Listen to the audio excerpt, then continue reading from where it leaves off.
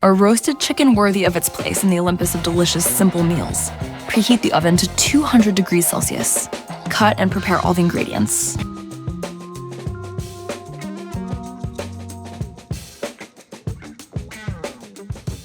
In a small bowl, combine olive oil, garlic, herbs, lemon, salt, and pepper.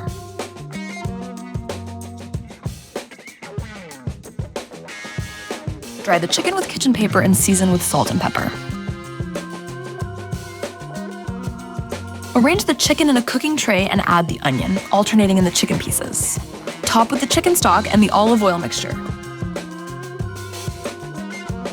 Roast for 30 minutes, flip the chicken pieces, and roast for 20 more minutes.